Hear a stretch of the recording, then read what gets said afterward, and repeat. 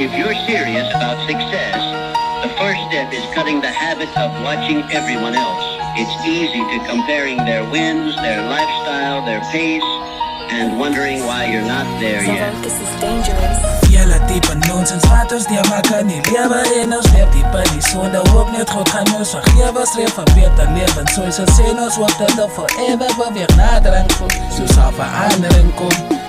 Jelle type nonsens wat ons die maak nie lewe en ons leef die nie sonde hoop net God gaan ons vergewe streef vir beter leven soos hy sê ons hoop dat dit forever beweeg nader en goed so sal verandering kom. Die wereld is my playground cause I'm made for it.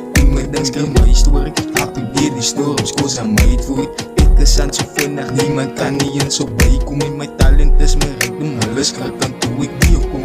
Akkelpan na blok, toe kom ek weer om.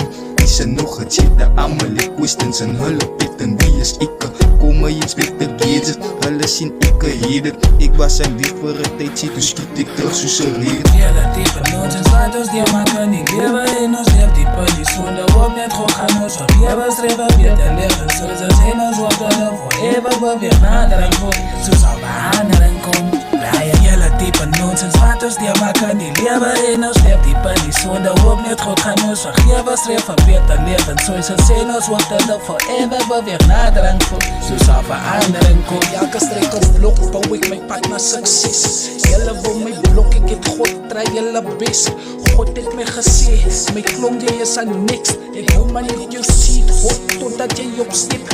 Kyk jy ek is big, kyk jy wie kan nog op kids. Met elke lyrics wat ek kan nog beter ek het fix. Dis maar wat ek sê, die is maar net die attack. Wat ek bring ek weg op die trek, ek is in fik terug. Jelle type nonsens wat ons die maak nie lewe en ons leef die nie sonde hoop net God gaan ons vergewe streef vir beter leven soos hy sê ons hoop dat dit forever beweeg nader en goed so sal verandering kom.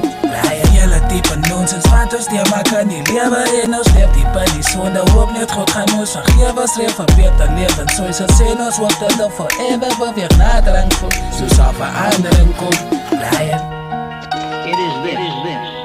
You already have the power to grow rich because God lives in